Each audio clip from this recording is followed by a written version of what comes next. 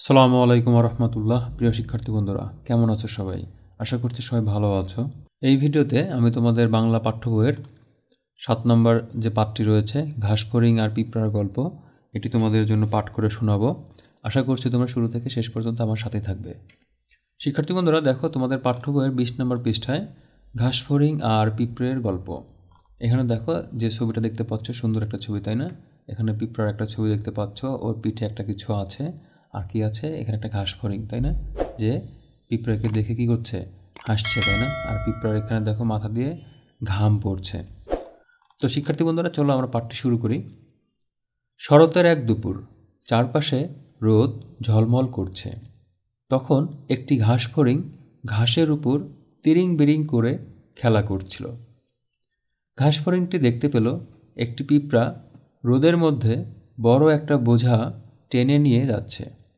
সে পিঁপড়াকে জিজ্ঞেস করল, কি সুন্দর দুপুর, আলোয় চারদিক ঝলমল করছে, এমন সময় কি করছো তুমি?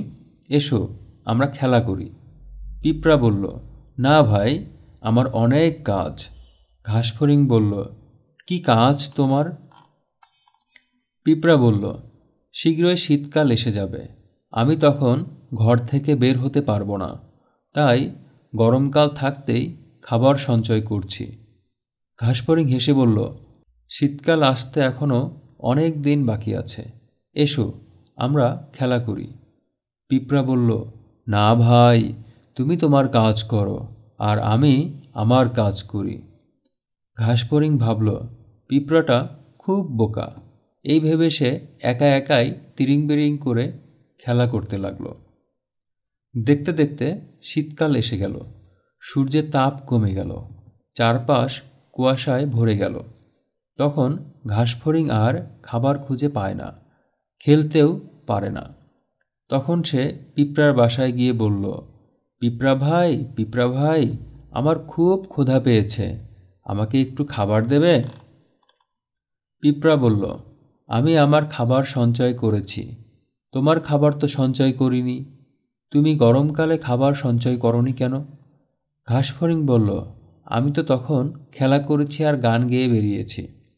পিঁপড়া বলল, তবে এখন নেচে বেড়াও, সময়ের কাজ সময়ে না করলে কষ্ট তো তোমাকে পেতেই হবে। শিক্ষার্থী বন্ধুরা, দেখেছো কত সুন্দর একটি গল্প?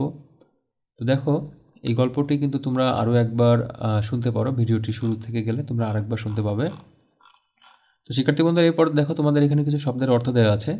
শরৎকাল, শরৎকাল কি? যে ভাদ্র ও আশ্বিন মাস মিলে যে ঋতু হয় সেটাকে বলা হয় শরৎকাল। এরপর শীতকাল, পৌষ ও মাঘ মাস মিলে যে ঋতু হয় সেটাকে বলা হয় শীতকাল। এরপর কি? সঞ্চয়, সঞ্চয় অর্থ কি?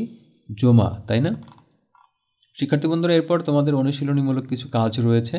এখানে দেখো 4টা শূন্য যুক্ত বর্ণ রয়েছে। প্রথমটাতে কি আছে? জ ইয়, তাই না? তাহলে এটা হচ্ছে জ যোগ ইয়। এরপর কি? ক্ষিয়, তাই না? ক্ষিয়টা কি? ক যোগ মূর্ধন্য ষ। এরপর ইয় চ, ইয় যোগ চ যেটা সেটা। এরপর কি আছে? কষ্টের মধ্যে কি আছে? মূর্ধন্য ষ টয়, তাই না? মূর্ধন্য ষ যোগ ট। তো এগুলো দিয়ে তোমরা কিন্তু নতুন আরও কিছু শব্দ তৈরি করতে পারো। এরপর বাক্যগুলো এলোমেলো আছে, সাজিয়ে লিখি। অর্থাৎ এখানে দেখো তোমাদের যে বাক্যগুলো রয়েছে, যে সূর্যের তাপ কমে গেল, খেলতেও পারে না, ঘাসফড়িং আর খাবার খুঁজে পায় না, চারপাশ কুয়াশায় ভরে গেল, দেখতে দেখতে শীতকাল এসে গেল। এই 5টা লাইন কিন্তু তোমরা সুন্দর করে সাজিয়ে লিখতে পারবে। কিভাবে? তোমরা যদি পূর্বের পাঠটি আরেকবার ভালো করে দেখো, তাহলে কিন্তু তোমরা এটি সাজিয়ে লিখতে পারবে। এরপর শিক্ষার্থী বন্ধুরা, দেখো তোমাদের এখানে রয়েছে 4টি প্রশ্নের উত্তর। সেই 4টি প্রশ্নের উত্তরগুলো কিন্তু খুব সহজ। যে পিঁপড়া রোদের মধ্যে কি করছিল?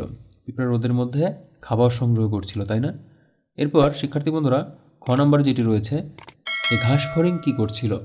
ঘাসফড়িং তিরিং বিরিং করে খেলছিল, তাই না? এরপর ঘাসফড়িং কেন পিঁপড়ার বাসায় গেল? ঘাসফড়িং পিঁপড়ার বাসায় কেন গেল? যে তার খাবার ফুরিয়ে গিয়েছিল, বা খাবার চাইতে ঘাসফড়িং পিঁপড়ার বাসায় গেল। কে বোকা, পিঁপড়া নাকি ঘাসফড়িং? তাহলে আমরা দেখতে পাচ্ছি এখানে যে ঘাসফড়িংই বোকা, কারণ সে খাবার সংগ্রহ যখন করার কথা তখন সে খেলেছে, আর পিঁপড়া কি করেছে? যখন খাবার সংগ্রহ করার কথা তখন খাবার সংগ্রহ করেছে। তো শিক্ষার্থী বন্ধুরা, পিঁপড়া দেখা যাচ্ছে যে এখানে চালাক এবং ঘাসফড়িং বোকা। তো এই ছিল তোমাদের ঘাসফড়িং ও পিঁপড়ার গল্প। আশা করি তোমরা উপভোগ করেছো। তোমরা অবশ্যই চ্যানেলটিকে সাবস্ক্রাইব করে রাখো, কারণ এই চ্যানেলটিতে তোমাদের পাঠ্য বইয়ের বিভিন্ন ভিডিওগুলো আপলোড করা হবে। ধন্যবাদ সবাইকে। আসসালামু আলাইকুম।